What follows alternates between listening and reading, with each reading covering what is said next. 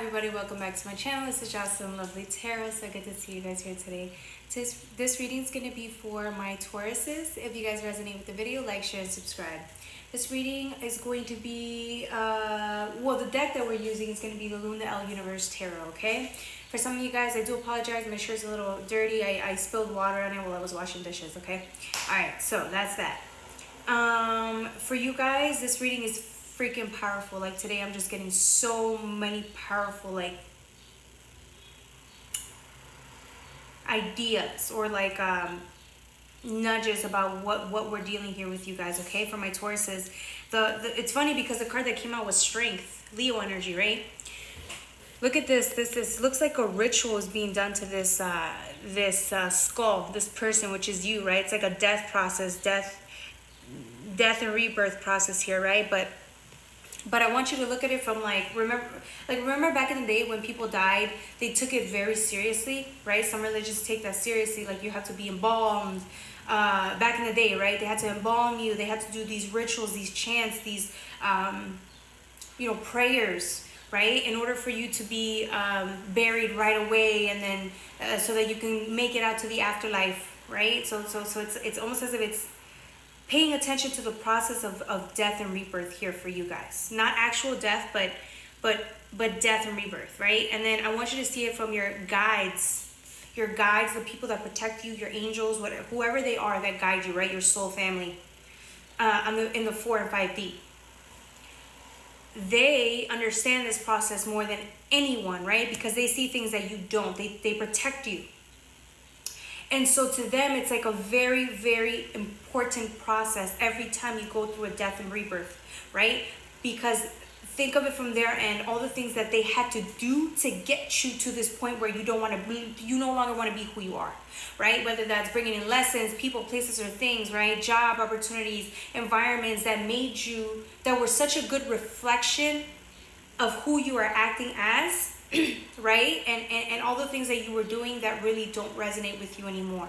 And that's always been part of the process, right? But to them, it's like they're highly invested in that. In your journey. They're so invested in your journey. They have to make sure you get to a point where you're just tired of being who you are and realizing that you're in your own way. So when that happens, when you realize you don't want to be that person anymore, you go through the death process. You go through the healing process, you cry, you go through certain stages, right? And they're there through every stage of the way, your guides. So you get the Tower next, again, right? It's like a repeat of karmic lessons again and again and again and again and again, and countless towers that you had to endure and go over and go through, right? Just for you to get this lesson. Just for you to want to change, right? Because at the end of the day, they're guiding you to a portal, right? A different dimension, a different experience. But in order for you to get there, you have to realize the repeated karmic patterns, the repeated patterns that you keep doing that are harming you. There are keeping you from growing and becoming, something that's more aligned to who you really are, to your soul's path, right? So what else was I going to say? There was so much information here. Yeah, so again, look at it from their point of view, right? This is the guides. I'm getting this from the guides' perspective, the people that protect you. They're so invested in getting you through this portal. And it's like a fine, thin line, right? It really is, because it's a portal, right? It's a fine line between like the dance, right? Because it depends on how you wake up and how in tune you are to your soul's calling.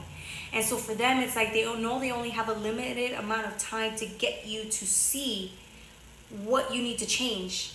And once you see what you need to change, it's like they have to be there along the way while you're struggling. Your ego is struggling to surrender. And then it goes from surrendering one day to the next minute or the next day, staying still where you're at. Very protective, very defensive, because you think that where you're at is safer than where you could be, right? Than where your guides are trying to lead you. Sorry. You get the Queen of Swords, right? Again, this is what I'm saying. Protecting your environment at all costs. Protecting your characteristics at all costs. no matter how damaging they are to self, really, because maybe at one point these characteristics, right, fear, ego, pride, whatever you want to call it, right, vanity, whatever, these things protected you at one point, so you know that they work, right? But you're at a stage in your life where maybe this just isn't needed anymore, and you know that, but it's so difficult for your ego to feel safe enough to want to drop this, to want to just let go of everything you've ever had, everything you've ever built, everything you've ever become. You have to let it go now. So it's like you investing in building a garden, right? Because there's a garden here, flowers and all that. You've invested so much time, so much energy, so much of your, materials to grow this garden. And all of a sudden it's all grown and it's beautiful and you've protected it for years and you're so proud of who you've become. But now it's like your guys are saying it's time to go. You've learned everything you needed to hear. You've done the great, excellent work, but it's time to move on.